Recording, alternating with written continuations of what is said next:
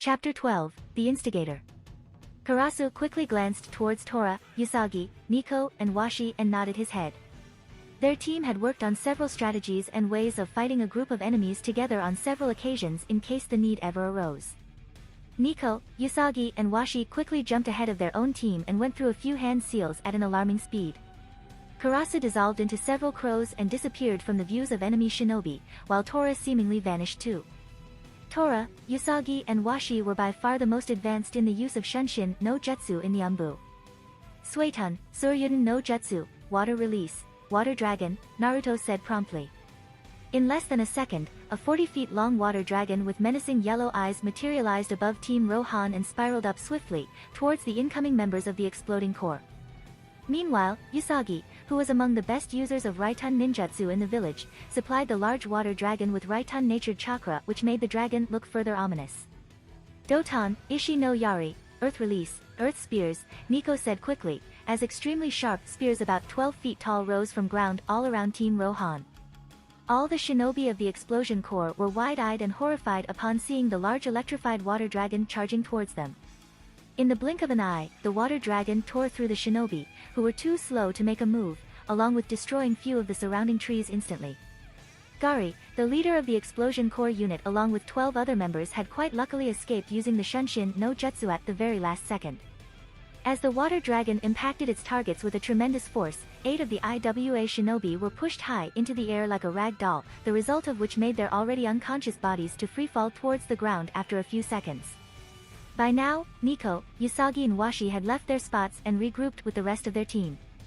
The Iwagakure shinobi who had escaped the Suetun ninjutsu assault now stood on the tree branches with extreme caution. They still could not comprehend that such a young shinobi could utilize that high level of Suetun technique so effortlessly. As their gazes moved towards the ground in search of the Konoha Anbu team, fear and horror were the emotions that were clearly visible in their pale eyes. What was once a plain ground, was now littered with the bodies of their comrades, with earth spears sticking out of their bodies. The water from the prior attack flowed red due to the copious amount of blood flowing through the dead bodies of the IWA shinobi. That fear and horror however turned to hatred and rage as they witnessed how brutally their comrades had been killed. To be able to use the water particles in the atmosphere. I haven't heard of anyone do that except of the Naidame Hokage. Who the hell is that kid? Gari thought irritatingly as he grinded his teeth. Damn it. Fucking 8 of us are already dead due to those 3 Anbu, yelled one of the IWA shinobi furiously as he smashed his fist against the bark of the tree he was standing on. The others too agreed to the statement. It was hard for everyone to believe, 8 of their own team were taken out so quickly. This is no time to be whining. We have our orders from Tsuchikage. Focus on the enemy Suzaku. Gari stated firmly. Hi Taicho, replied Suzaku, the newest recruit of their group with uncertainty. Signaling to his team through hand signs, the remaining alive members of the explosion core quickly jumped onto the ground that hadn't been turned into spears by Nico. The very next second however, he had to swiftly jump back as he barely dodged the Chikuto held by the Washi masked Anbu. However, he clicked his tongue in pain as a sudden pain jolted through his right arm and upon noticing he realized, it was cut slightly. Disregarding the pain and looking straight ahead, he analyzed how the other 4 Konoha Anbu were strategically standing to their 10 o'clock and 2 o'clock position. These Anbu are more trouble than I had realized. It's no wonder Tsuchikage-sama wanted to get rid of this particular Anbu team in the beginning. Gari thought as he analyzed the enemies around his team. Don't fear for your life, men. We serve the great nation of Tsuchi no Kuni. No matter what may happen, no matter what the obstacle in front of us, we must make the Tsuchikage proud. These Konoha men must fall today, no matter the cost. Gari yelled. Hi Taicho, shouted all the men as they readied their kunai or tanto. Bold words coming from you Gari-san. Are you that assured of your victory against us? Karasu asked flatly who was standing beside Usagi to the IWA shinobi's 10 o'clock. We don't wish to fight. If you let us leave without any more trouble, your men won't have to die in vain. Usagi stated discordantly as she gripped her tanto in anticipation. She wouldn't lie to herself, she wanted to slaughter these men, but that was not something her village or her parents had ever taught her. Before Gari could stop his men, 2 of them jumped straight towards Usagi and Karasu, their tanto sharply pointed at their abdomen and jugular vein. Reacting quicker, Usagi took out 2 kunai from her pouch with her free hand and coated them with Raitun chakra. Before the two IWA shinobi could realize what had happened, the two kunai were already lodged in their forehead, as blood poured out of their bodies. Each of the IWA shinobi remained still as another one of their own fell dead on the ground. "Why do you still fight?" asked Washi a bit sadly. The question had been bugging him since the time the two teams had encountered each other. Naruto didn't even flinch when the two lifeless bodies of the Iwagakure shinobi fell to his right. "What will you get out of this fight?" asked Washi again. "Don't be naive, kid. Konohagakure and Iwagakure have never looked each other eye to eye. Even after the end of Great Clan Wars, when the villages were formed, it was Madara Uchiha who broke off the alliance between Iwagakure and Konohagakure. Then it was his damned son, Minato Namikaze, who killed thousands of our people in mere seconds. Konoha shinobi have never shown us anything but contempt or abhorrence. Between our two nations, there can be nothing but endless war and hatred until either one of us is destroyed," Gari stated as a matter of fact. "So, does that mean you must kill even those who are innocent and have not wronged you?" Washi asked flatly as he clenched his fists tightly. "In a war, it's only natural to kill your enemy, be they shinobi or harmless civilians. If they are your enemy, the only place they belong to is in their grave," Gari stated impassively as he started going through a long series of hand seals. Karasu, Tora, Usagi and Nico became slightly alert and readied themselves, even though they knew that their youngest member will be able to hold himself just fine. "Raitun, Rensa Reiku no Jutsu," Gari said, as electricity started crackling in both of his hands and launched a continuous stream of lightning towards the blonde-haired Konoha Umbu. At that moment, Naruto understood an inconsequential fact as he gazed into those eyes filled with contempt. Out of love, sacrifice is born, out of sacrifice, hatred is born, and we come to understand pain. The sort of pain that dims one's view of reality. Just as the stream of lightning was within a foot of the young Umbu, Washi focused his right eye solely on Gari. The very next second, the stream of lightning scattered and Gari flew back with an enormous force and crashed into several of the earth spears which were formed earlier roughly. In the past few months, Naruto had learned to control the range of his gravity manipulation and had gotten the hang of how much chakra had to be molded. Hence, he could now use his attacks either on a large scale or on a small scale depending on the situation. Upon seeing his Taicho pushed around so easily, Suzaku immediately ran toward the blonde Konoha Umbu with his tanto pointed at him in a fit of rage. "You bastard!" hollered Suzaku fiercely. However, he halted midway as a muffled scream escaped his lips. He tilted his head down to see a Chikuto sticking out of his heart. Looking slightly up, all he saw was the glowing red and silver eyes of the Washi-masked Umbu. "WH. Wah. What are you?" Suzaku asked fearfully as he gurgled up blood from his mouth. "Your death," whispered Washi darkly. Soon enough his dead body fell on the ground with a resounding thud. Gari, who shakily stood up on his spot, glared at the Washi-masked Umbu. Now that he noticed the young Umbu, his blonde hair did look eerily similar to the Yondaime Hokage. He was aware about the Yondaime Hokage having a kid, but it was still unclear to him whether the Umbu in front of him was that man's son. Ridding himself of those thoughts, he went through a few hand seals and gathered large amounts of chakra in his left hand, which began to give off a reddish and orange glow. "Everyone get back," Karasu ordered hastily, who had taken notice of Gari. He knew that much amount of chakra upon contact with the ground would no doubt cause a large explosion. Tora, Karasu, Usagi, Nico and Washi immediately shunshined about 800 meters away from Gari. The other 8 shinobi of the explosion corps shook off the cobwebs off their mind and promptly jumped further away from their Taicho to not get involved in the explosion. "Bakutun, Jiraken," yelled Gari as he punched the ground. As his fists contacted the earth, a gigantic shockwave passed through the ground. Several trees were subsequently uprooted along with ground to shatter and large number of debris to fly around. Due to the explosion, the visibility around the area also reduced as a result of the dust particles which were scattered in the air. "Everyone, attack formation Z," commanded Gari murderously. The remaining 8 members of Explosion Corps looked towards their leader with shock momentarily. That type of formation had been chosen to be used only when they had exhausted all their other options. Even though he had lost several members of his team today, the only hint of emotion visible on his face was that of pure hatred. All he wanted to do right now was butcher these Konoha Umbu, especially the blonde-haired one. Because of Konoha, Iwagakure had suffered a lot humiliation in the past few years. Because of Yondaime, thousands of Iwagakure shinobi were killed in a span of 2 minutes, and there was no Konoha shinobi he despised more than the current Hokage. He was prepared to die today as long as he took down these Konoha scum. He would do what was asked of him by his Tsuchikage, no matter the cost. As the dust particles in the air began to settle down, every member of Team Rohan steadied themselves for the bloodbath that was about to follow. The remaining 8 members of the explosion corps then surrounded the 5 Konoha Umbu from all directions. Doton, Sando no Jutsu, yelled the Iwagakure shinobi ferociously, pumping the rest of their remaining chakra into this highly destructive jutsu. 4 enormous rocks walls about 80 feet in height started closing in on the team of Konoha Umbu from all 4 directions with tremendous force, destroying everything that laid before its path. Each member of Team Rohan's eyes widened on seeing the scale and the destructive force of the jutsu. However, before they could make a move, they heard the shout of Gari, who was now standing directly above them on one of the walls which coming towards them quickly. Doton, Doryuden, Gari shouted, forming a large mud dragon with white glowing eyes. Suddenly, he climbed atop the tail of the mud dragon and gave a dark smirk to the Konoha shinobi who were staring at him. Both his hands started to glow a reddish-orange color as the mud dragon began descending towards Team Rohan. Karasu, Tora and Usagi's eyes widened dramatically as they realized what Gari was about to do.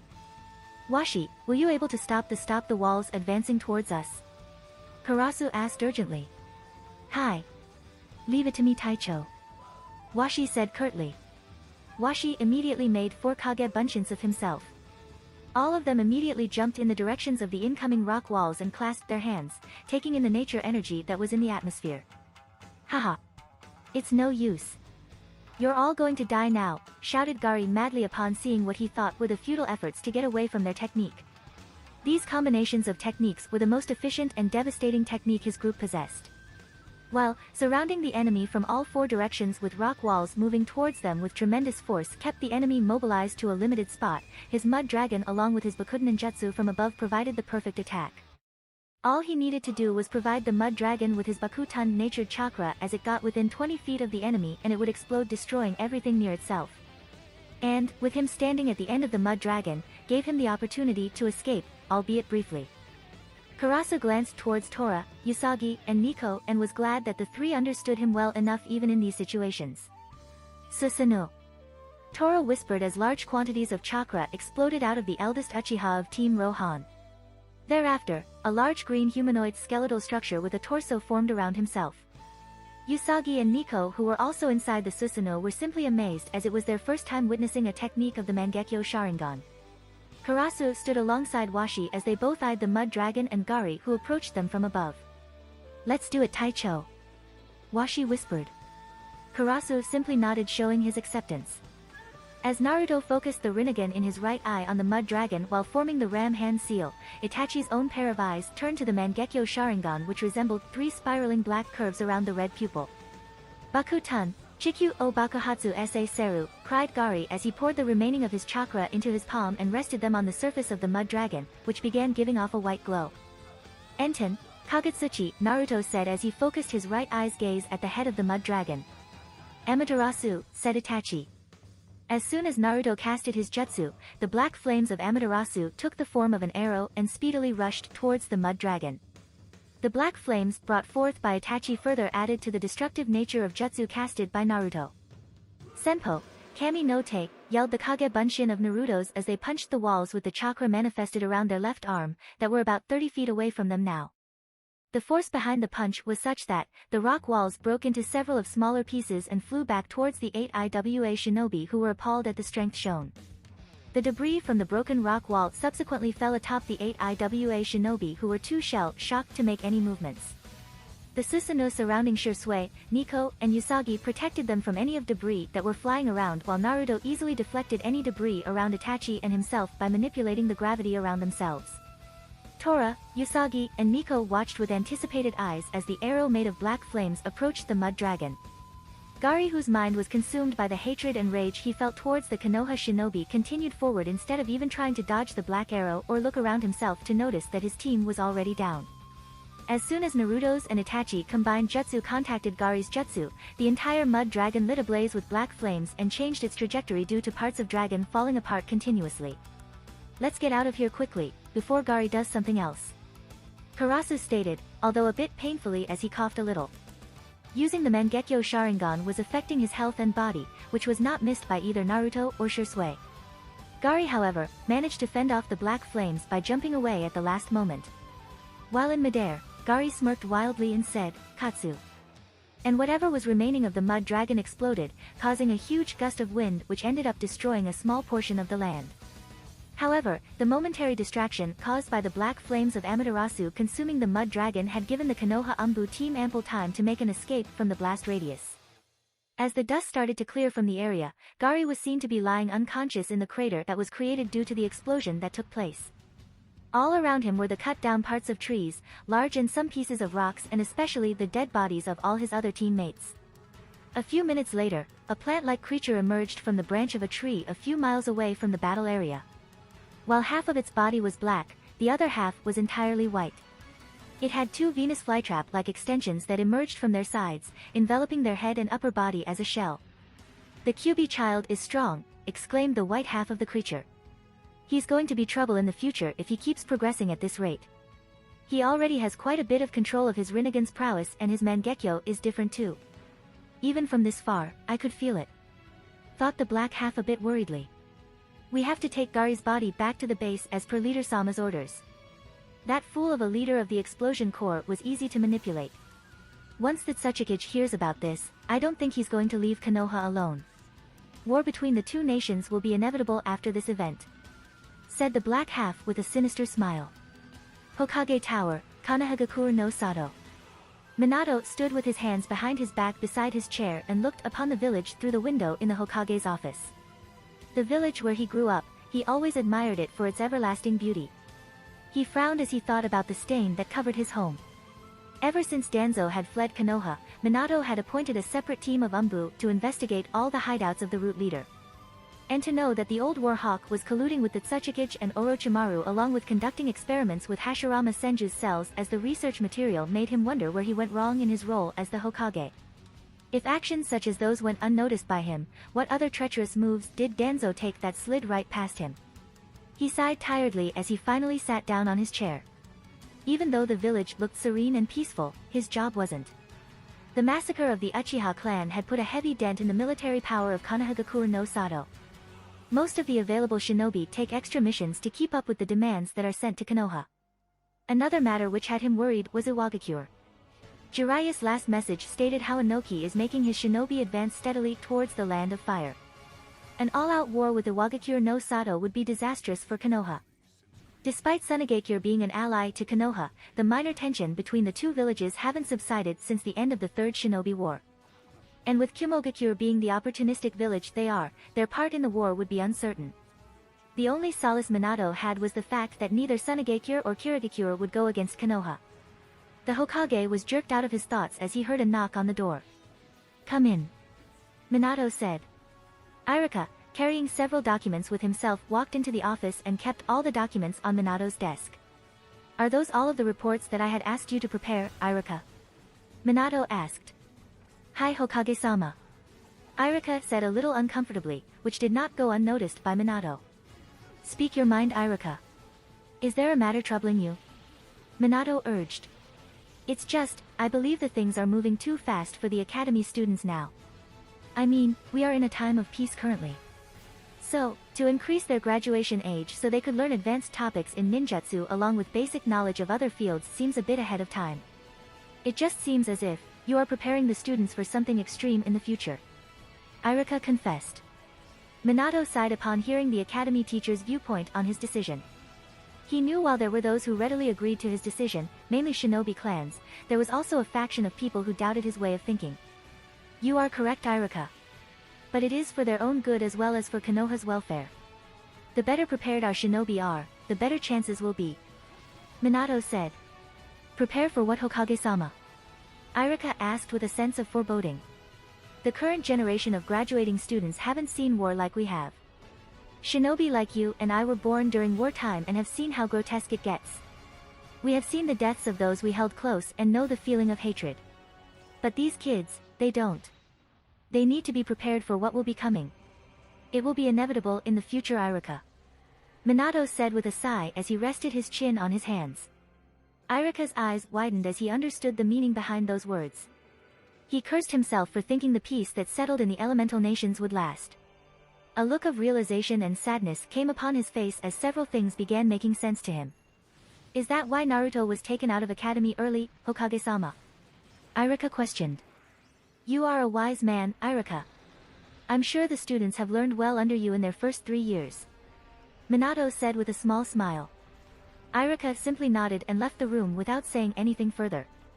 Minato rested back on his chair as his eyes lingered on towards the ceiling. It was a sad fact indeed. Because of who Naruto is and because of the power he holds, his life will be as far away from normalcy. A few minutes later, Minato released a chakra burst and soon enough 4 Umbu belonging to the Hokage guard platoon appeared in front of him, from seemingly nowhere.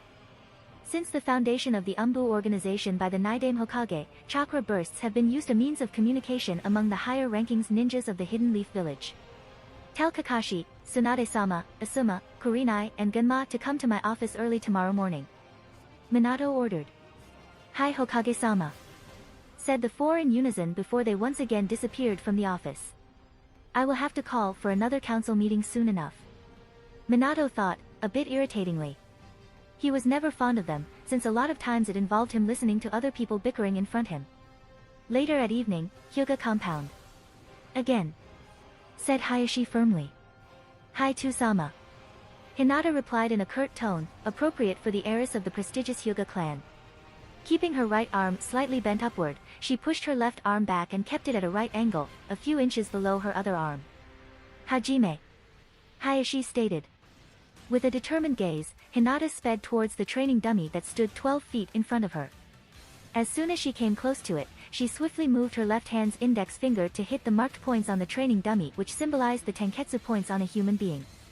However, the challenging aspect about this training exercise was that Hinata had to hit 150 points on the training dummy in less than 5 seconds. And it was absolutely mesmerizing. Each one of her strikes were precise and the motion of her left arm was simply aesthetic. The fluidity and swiftness she displayed looked akin to an eagle soaring high through the free skies. Hayashi gave a rare smile upon seeing the progress her daughter had made in the past few months. While she was still beyond good for her age earlier, Hayashi believed she lacked focus in her eyes, which is significant for a shinobi to possess. But gazing into her silvery white eyes now, he could see a glimmer of purpose and a sense of responsibility. He briefly wondered if it was due to the Hokage's kid, but didn't dwell on it too long. It made him proud and sad at the same time. Contrary to popular beliefs, Hayashi isn't always strict, firm or indifferent all the time. His 2 daughters and his wife have always been the center of his world and he cherished all 3 of them dearly. But the position of the clan head did demand him to be often stern, cold to even his own family and made him spend less time with his own children. That was better, Hinata. You hit all the marks in about 4 seconds this time. Remember this, the more experienced you are in using Gentle Fist without the aid of your Byakugan, the better your skills will be when you do use your Kekkai Genkai amid a battle. Hayashi said wisely. Hinata simply nodded, rather than saying anything. She had been practicing this form of exercise to better improve her taijutsu in Gentle Fist. Are you tired? Asked Hayashi with hands folded over his chest and slight intimidating eyes. I can train more to-sama. Hinata replied firmly. Hayashi felt immensely proud to see the kunoichi her eldest daughter was turning into. Easing himself, he rested his left hand on Hinata's head and ruffled her hair gently. Hinata's eyes widened a little but she kept her emotions to herself. However, her hands did shake a little from the gentle pat on her head. She could count the moments her father had shown her affection in her 2 hands. Even though her father seemed cold to her on a lot of occasions, she cherished the moments he showed her affection. Do you want to go sit for a while? Hayashi asked gently. Hinata mumbled softly. The father and daughter walked to the porch in the garden and sat quietly. A few minutes and none had spoken any words. Hinata absent-mindedly looked at the moon which was shone brightly in the darkening sky. The moon often reminded her of Naruto, because of the silvery glow of both the moon and his right eye. She grimaced a little as she realized it was quite ironic. Both were beautiful, yet surrounded by darkness and loneliness. Something the matter, Hinata? Hayashi asked as he saw the strange expression on her face. It's nothing to-sama. Hinata replied, a bit embarrassed at being caught. They say, daughters tend to be really close to their father. I may not be the ideal father you may desire, but I do wish to know. Hayashi said honestly. A sad look came upon Hinata's face upon understanding pain behind those words. Inching closer to her father, she embraced him lovingly and rested her head on his left arm. Closing her eyes, she sighed contentedly as she felt his warmth. "You're growing to be a fine shinobi," Kaioshin stated as he put his arm across Hinata's small body and pulled her closer. "And a fine lady, Hinata," he whispered. Hinata smiled as she heard the last part as her eyes watered a little. "Two-sama, I have a request," Hinata said, looking firmly in her father's eyes as she sat up straight again. "Go on," Kaioshin said. "I wish to learn elemental ninjutsu. Kakashi-sensei made us find our chakra nature in the academy yesterday. I know our clan favors taijutsu more, but I want to be versatile. I want to be adept in various fields, not just in taijutsu," Hinata explained. For a few seconds, Kaioshin intently looked at Hinata, which made the young girl fidget a bit under those stern eyes. "What is your chakra nature?" Kaioshin asked after a moment. "Katan and Raitun, Two-sama," replied Hinata. "Two chakra natures?" asked Kaioshin, extremely surprised. Hinata merely nodded, answering her father's question. "The Hyuga clan values its taijutsu form of combat above everything else, Hinata. Because of how our taijutsu varies from other clans and depends on our Kekkei Genkai, we have never needed the use of elemental ninjutsu. Do you understand what I'm trying to say, Hinata?" Kaioshin asked with a serious look on his face. "Does that mean I am not allowed to learn ninjutsu?" Hinata asked in confusion. "You can, Hinata, if you honor the Hyuga clan's juken. Tomorrow, I will tell you about the founder of the Hyuga clan.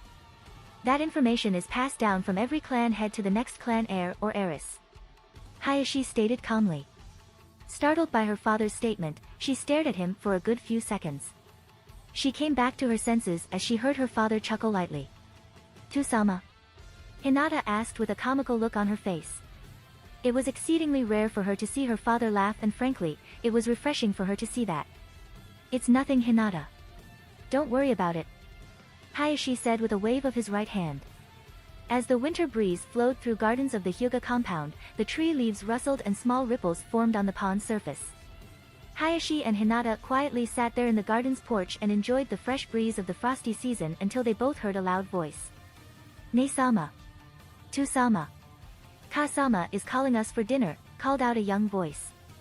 Hinata smiled on hearing her sister's loud voice while Kaioshin simply shook his head. Hinata's younger sister, Hanabi Hyuga, was quite the handful. Though only 5 years old, she seemed to have endless energy and stamina for someone her age. It was suffice to say she was what brought joy to their life even during these times. Late at night, deep within the forests of Land of Fire, northwest of Konoha. It's a pity that a human's reality is so fickle. A mere emotion such as hatred or love can cause the most unconceivable of tremors in their life. "My dear Kagaya, must you have run away from the clan, all those years ago? What is it that you would have said, had you the chance to look upon your world again?" asked the figure to himself solemnly. A man with medium-sized grayish-blue spiky stood on top of a tree with his eyes fixed at the moon. He wore pale blue shirt with back cuffs and a high collar over which he wore another darker appendage with a gray sash wrapped around his waist. He also wore gray pants and black, flat shoes on his feet which were upturned at the toes. Turning his head to his right, he gazed into the depths of the forests in the direction of Konohagakure no Sato. "You have grown well, my young Otsutsuki prince. Our paths shall cross soon, and when they do, I shall only hope that you are prepared for what is to come," said the figure. Clicking his fingers, a blackish-purple portal opened beside him as he stepped into it, as his presence completely disappeared from this world. Chapter 13, Looming Crisis. Later at night.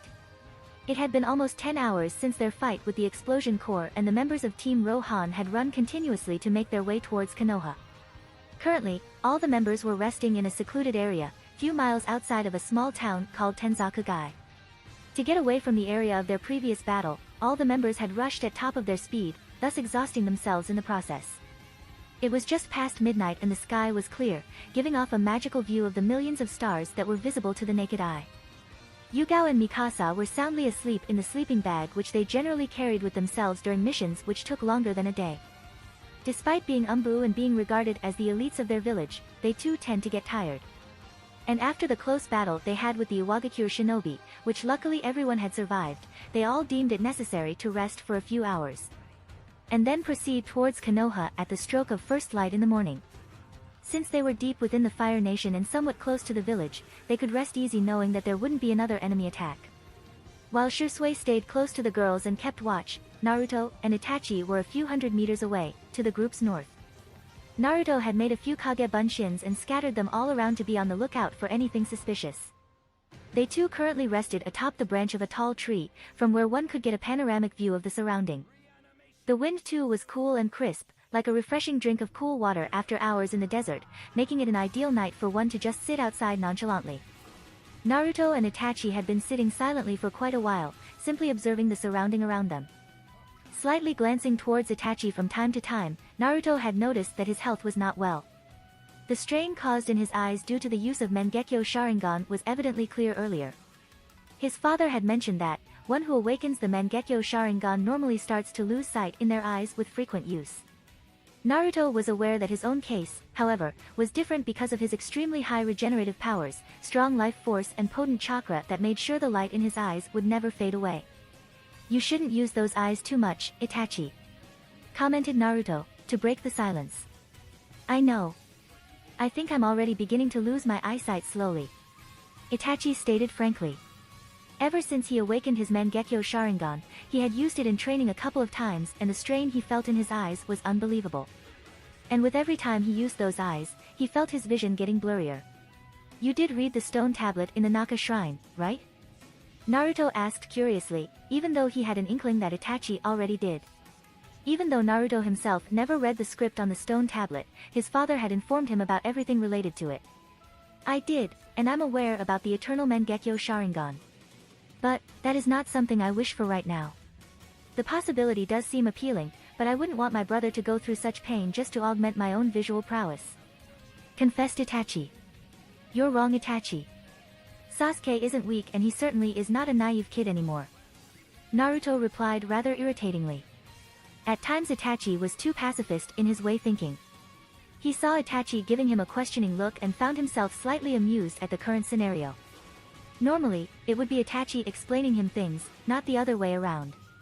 "You need to stop treating Sasuke as if he's a mere child. You must stop sheltering him from the truths and practicalities of the shinobi world. I believe, Sasuke will one day become a great and important shinobi for Konohagakure no Sato. He has already seen his clan get massacred and he knows what pain is. Don't put the entire burden on yourself," Naruto stated wisely. Meanwhile, Itachi listened to each word carefully and understood Naruto's perspective. Hearing those words made him wonder, maybe if he was honest with his little brother from the beginning, Sasuke may have made his father see things differently. Maybe if he hadn't tried to shoulder all the responsibilities alone, his clan may still be alive. "I suppose you're right. Sheltering him from the darkness that resides in this shinobi world will only cause him more trouble," Itachi admitted. A small smile formed on Naruto's face upon sensing the feelings that were flowing through Itachi's mind. He hated seeing someone precious to him in agony and honestly, it hurt him too. He had promised himself that he would create a world where everyone he loved could live happily. But, if couldn't even look after those close to him, how could he ever hope of achieving such a world? Feeling a little tired, Naruto yawned lazily as he remembered, he barely got any sleep himself in the past couple of days. "Let me heal you for the time being. I think, I'm feeling a little tired from all the running and fighting in the past 2 days. I think I too will sleep in a while," Naruto said. Coming out of his thoughts, Itachi nodded and moved closer to his kohai. Placing his right palm on Itachi's forehead, Naruto closed his eyes and shortly, green-colored chakra enveloped his hand which began flowing through Itachi. Instantly, Itachi felt his chakra reserves being replenished along with the stinging pain at the back of his head diminish. A smile momentarily framed his face as he felt himself being rejuvenated. "You should sleep too, you know. Even you haven't gotten much rest," Naruto suggested. "I appreciate for what you did, Naruto. But, I believe I'm okay. It will be morning shortly and we need to get to Konoha as soon as possible. Hokage-sama needs to know that Iwagakure have already breached through the borders of Land of Birds and attacked Konoha shinobi on the orders of Tsuchikage. If we are not well prepared, Konoha might very well be attacked by Iwagakure soon enough," Itachi stated gravely. Naruto nodded, as realization dawned on him regarding what Itachi truly meant. He has heard rumors of the Tsuchikage often using mercenaries instead of his own shinobi for questionable missions more than often. So, He wouldn't put it past someone of Anoki's stature to already have help from someone within the Fire Nation. Also, with Danzo and Orochimaru on the loose, it certainly wasn't any safer for Konoha. Despite not having met the Tsuchikage himself, Naruto did not have a good impression about him. Soon enough, the two again became silent and the only sound audible was the soft breeze fluttering around, gently caressing everything it touched with fingers that had been a comfort to so many over their long, lonely years. "How long are you planning to be there, Shisui?" Naruto called out. Both Naruto and Itachi were now staring to their far left, where Shisui came into view as he stepped towards them. "I guess, I'm not surprised that you guys already knew about my presence there," Shisui said casually. "You should know by now, that I can sense you from miles away." Naruto laughed with a sheepish grin. Shisui and Itachi simply shook their heads as Naruto boasted about his sensing ability. The boy was undoubtedly too good for his age. Yeah, whatever," scoffed Shisui as he folded his arms over his chest. "How are your eyes holding up? You were in pretty bad shape last time you used your Mangekyo," Naruto asked worriedly. "It's not so bad. I think I'm getting used to them," Shisui said as he stretched his arms lightly. Despite having said that, his body did in fact felt a little sore. But, it was nothing he couldn't handle. He was more worried about Itachi though. Shisui knew about the sickness his friend had but was promised not to disclose it to anyone else. "That's good to know. Anyway, I think, I'm heading to sleep now. Wake me up in the morning when we'll leave. I don't want to end up oversleeping." "I really hate it when that happens," whined Naruto uncharacteristically. Both the other Uchihas were mildly surprised on seeing the sudden change in his attitude. Nonetheless, they were glad to see that despite the situation at hand, Naruto still hadn't lost his innocence to some extent. Happiness and innocence are truly ephemeral essence in the life of a shinobi. Soon after bidding his two brother-like figures goodnight, Naruto proceeded to jump off the tree and make his way back towards Yugao and Mikasa. "He surely has grown from that time, hasn't he?" questioned Shisui with a nostalgic tone. It was astonishing to see the shinobi Naruto turned out to be. However, deep within him he had a feeling about a lingering darkness that resided within Naruto. He often noticed how Naruto questioned the methods of shinobi and the foundation on which this shinobi world was built upon. Shaking the cobwebs off his mind, he composed himself, realizing that he was overthinking. "He indeed has. He surpassed us both a long time ago," Itachi answered with a hint of pride evident in his voice. "Iwagakure no Sato, Tsuchi no Kuni." Iwagakure no Sato, or the village hidden in the stones, is one of the great 5 shinobi villages situated in Tsuchi no Kuni. As the village of one of the great 5 shinobi villages, Iwagakure has a Kage as its leader known as the Tsuchikage, of which there have been 3 since the village's foundation. Iwagakure was founded by the first Tsuchikage after the end of the Warring States period. Shortly after the formation of their village, Konoha's Shodame Hokage sold the Yanbi, 4 tails, and Gobi, 5 tails, to Iwagakure as a sign of friendship and to ensure the balance of power amongst their new villages. Despite this bid for peace, Madara Uchiha made efforts, unbeknownst to the Hokage, to make Iwagakure subservient to Konoha, which eventually broke down any talks of peace between the two villages. Even during times of temporary peace, Iwagakure and its Tsuchikage worked behind the scenes against its fellow villages. Such as by often using mercenaries to carry out missions the village could not be directly involved in or that it lacked resources for. Like many other villages, Iwagakure eventually began sealing its tailed beasts into Jinchuriki. Since the Nidaime Tsuchikage's era, they actively took part in acquiring other tailed beasts. The Sandaime Tsuchikage of Iwagakure, Anoki renowned as Ryotenbin no Anoki, Anoki of both scales, is the sole wielder of Kekkei Toda, Jintan, currently. He was the student of Nidaime Tsuchikage, Mu, who too was proficient in utilizing the Jintan ninjutsu. Anoki is a very short, old man with a triangular beard and a mustache that has angular corners, a big red nose and thick eyebrows. The top of his head completely bald, although he has long white hair on the lower half of his head which is styled in traditional chamage haircut, the back of which is tied with a yellow ribbon in a top knot. Anoki wears a green and yellow coat with a red color.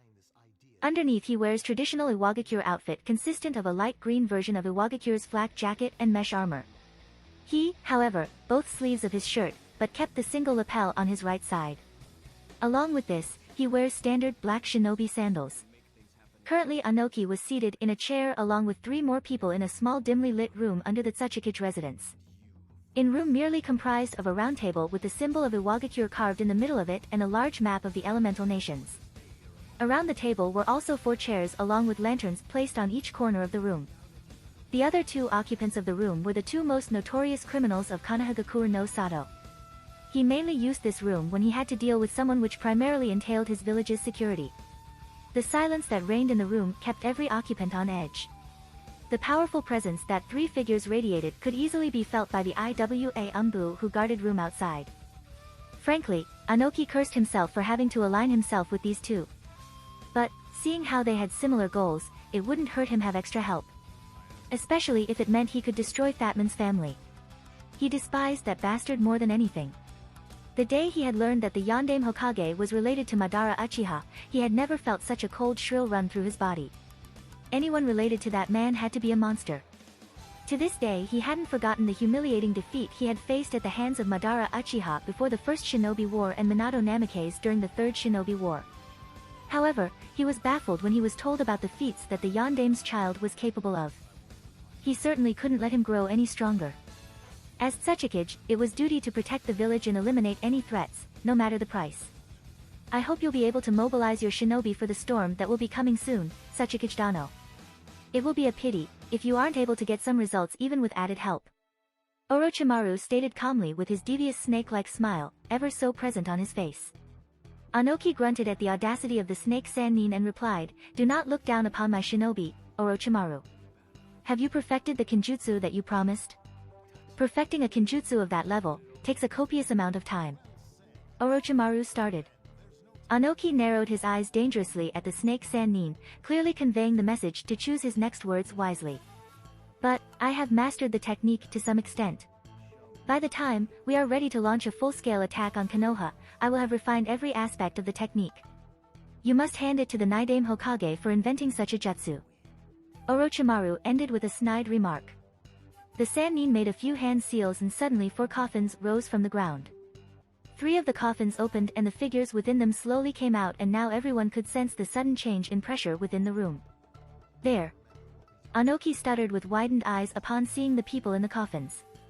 So, he finally managed to learn that technique. Danzo thought, shocked.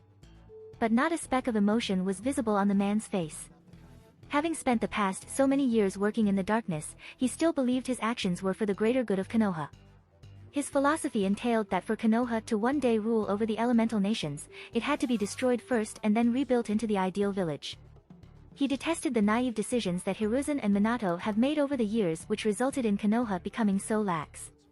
The fact that the Uchiha clan had planned a coup d'etat without letting Minato get a hint of their treachery was a prime example. Konoha was indeed extremely fortunate to have avoided that civil war. Nidaime Tsuchikage, Nidaime Hokage and Sandaime Reikage. Kitsuchi said, bolting up from his seat with a dumbfounded expression. Unconsciously, he took a step back in fear as he laid his eyes upon the legendary shinobi. All 3 of these shinobi were considered among the best warriors during their time. "I believe we have kept our end of the deal," Orochimaru stated as a matter of fact. He had devoted several years in mastering the kinjutsu and finally he was getting some results. "And you're certain that you can control all of them?" Kitsuchi asked unsurely. The shinobi in front of him were monsters, and to be able to control them was certainly not a joke. "You hurt me with your doubts, Kitsuchi-san. Obviously, I can control them. Over the years, I have devoted majority of my time in learning every little aspect of this jutsu. Currently, they can probably use 3/4 of their full power, but I'm certain by the time we attack Konoha, I will be able to control them at their full power," said Orochimaru with a chuckle. Oh, how he would love to see Konoha shinobi crumble on seeing one of their greatest legends fighting against them. Kitsuchi nodded, seeing as there was nothing he could do now except take the snake Sannin for his word. "Who's in the 4th coffin?" Anoki asked, firmly. "We can't reveal everything to you now, Tsuchikage Dano. When the time is right, you'll find out yourself. And do not bother making any threats. With the cards that we have in our hand right now, it won't be good for either you or this village," Danzo stated seriously, intervening in between. Anoki glanced towards Danzo with a dangerous look on his face. He never liked being kept in the dark or threatened for that matter. But, seeing the bigger picture here, he calmed himself a bit. "Watch what you speak, Danzo. This isn't Konoha that will let your transgressions go unpunished." warned Anoki. Seeing that the situation was beginning to get a little out of hands, Kitsuchi cleared his throat to garner everyone's attention and pointed towards the map on the table. With Kusagakure already under our grasps, the Root Shinobi and the Edo Tensei can easily move into Takigakure from the southwest, while the Konoha and Takigakure Shinobi will be encountering the Iwa Shinobis, in the northeast region of Takigakure no Sato. Again, this will be all for nothing if Takigakure does not seek Konoha for assistance. Kitsuchi explained briefly. They'll definitely ask for help. With the fear of losing their land as well as Jinchuriki, they wouldn't hesitate to ask for help. In any case that they don't, my men will make sure that word of Takigakure under attack reaches to Konoha. Danzo said confidently. Very well then. We'll keep our end of the deal by keeping Naruto Namikaze busy, while you get hold of Shursui Uchiha and Itachi Uchiha. Anoki concluded. Next morning, Kanahagakure no Sato. It was early in the morning and the sun had just risen, bathing the village in its warm light. While majority of the village slept peacefully, not knowing of the looming danger advancing towards their home, Minato stood near the window, looking over at the village with a relatively haunted look on his face. The reason for that was the information he had received from Jiraiya about Iwagakure's gradual advances towards the Fire Nation. No matter the era, there is always war. This constant fighting between nations has only increased since the dawn of Shinobi. Minato said tiredly. War was a certain possibility now, given the current predicament they were in. Based on the information he received from Jiraiya, Anoki's forces will most likely enter the Fire Nation through the borders of Kusagakure, Takigakure and Kiba no Kuni if they keep progressing the way they have. Iwagakure had already managed to take over Kusagakure and would soon move on to Takigakure and Kiba no Kuni. Given the past, he had an intuition that Orochimaru and Danzo may yet again align themselves with Anoki and assist Iwagakure by handing them the locations of various Konoha shinobi outposts on the border of Hai no Kuni. However, Minato was relieved slightly after he had discussed the urgent matter with Shikaku. Despite certain setbacks a few months ago, based on the shinobi they had at hand, it was feasible for Konoha to come out the victor if Iwagakure do attack. But, Minato had a strong feeling that the coming storm will be much more catastrophic than imagined. This is reality, Minato. No matter how hard you try to establish peace, there will always be people who will try to wage wars. And with us shinobi, all we have known is war. You shouldn't burden yourself with everything. The village has been relatively peaceful the past few years under your leadership. You can't control everything that goes around in the elemental nations. Shikaku stated practically, on hearing his friend's words. That may be. But, if we do end up fighting with Iwagakure, it will not be like the coup d'etat which was narrowly prevented. Lots of shinobi will surely perish. And I'm not ready to send the academy students to war yet. Minato said with a pained expression. But the sad truth was if the situation demanded, he would have to do otherwise. The tension and the sadness were almost palpable in the air and Shikaku understood the burden of responsibilities that was on the Hokage's shoulder. They both grew up together and he knew Minato had very pacifistic notions about the shinobi world, contrary to popular beliefs. We'll get through this. Konoha always prevails, no matter who we are up against. Shikaku replied, placing a comforting hand on Minato's shoulder. It wasn't any easier for him, but he had to be strong for the sake of his friend as well as Konoha. I'm sure. What matters most is the village and its people, replied the Hokage. It was times like these that Minato was often reminded of his father's words. This shinobi system created by Hashirama will someday spiral down deep into darkness, such that not even a speck of light will reach it. At that point, he never really understood the meaning behind his words, but looking back at them now, Minato understood what he meant. So long as there are shinobi, there will be wars. It was a bitter truth indeed.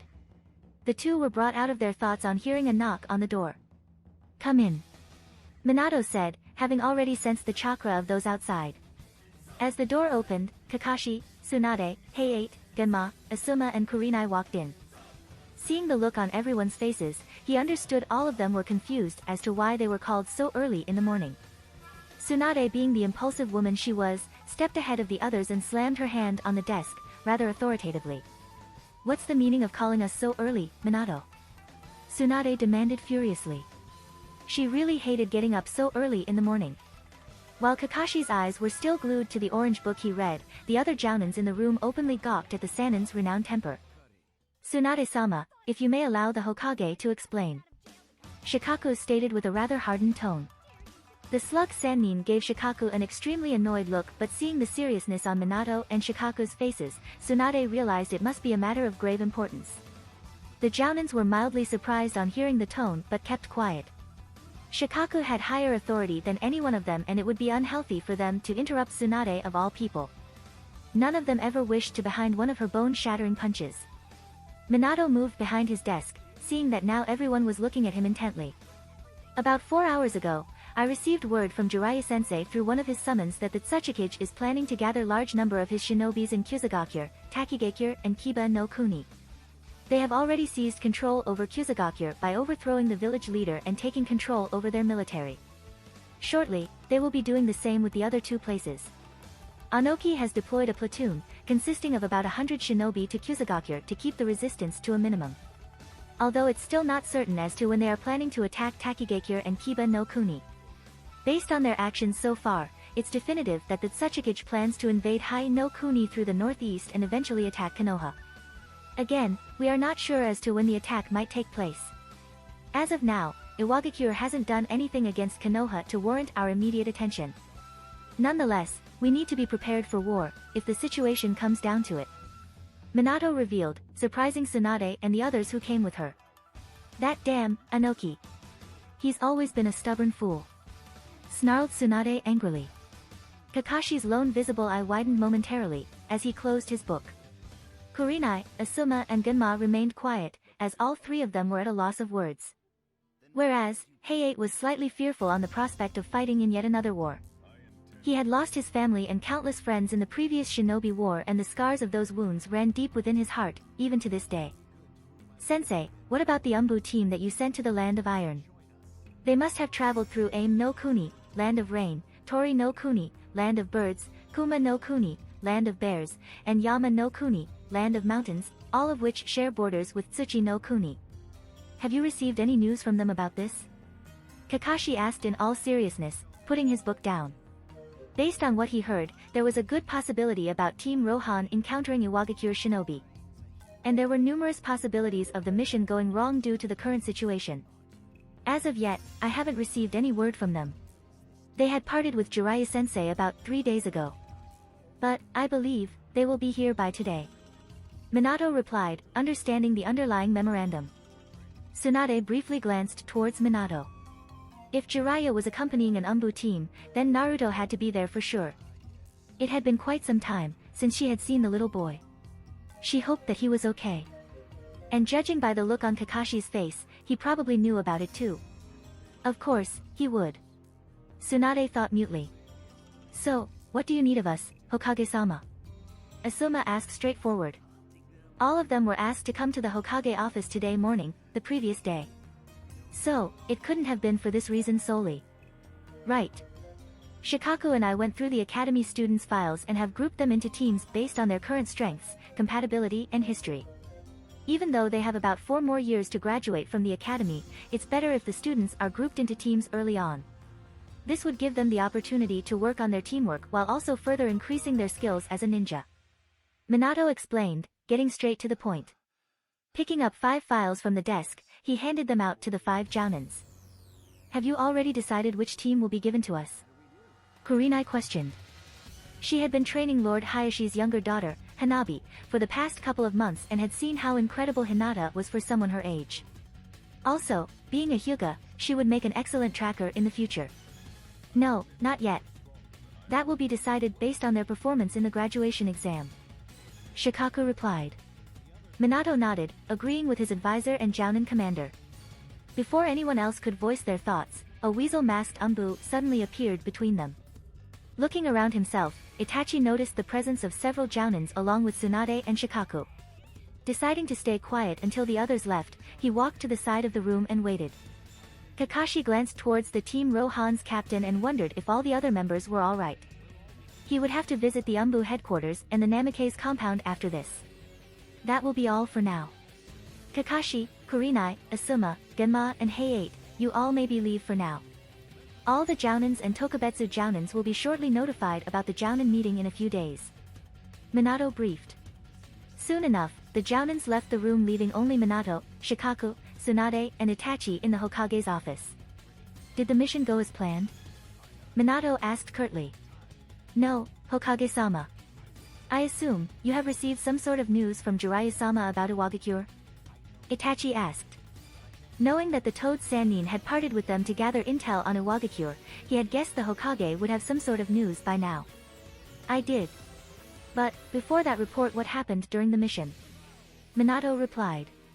The mission proceeded smoothly up until we collected the scrolls from Land of Iron. But, while we were returning to Konoha, we were ambushed by the explosion core of Iwagakure in the Land of Birds. Itachi started. The other three occupants of the room listened intently as the Rohan's Taicho gave a detailed report of his team's battle with the explosion core. If you like this content, don't forget to like and subscribe. See you later, bye bye.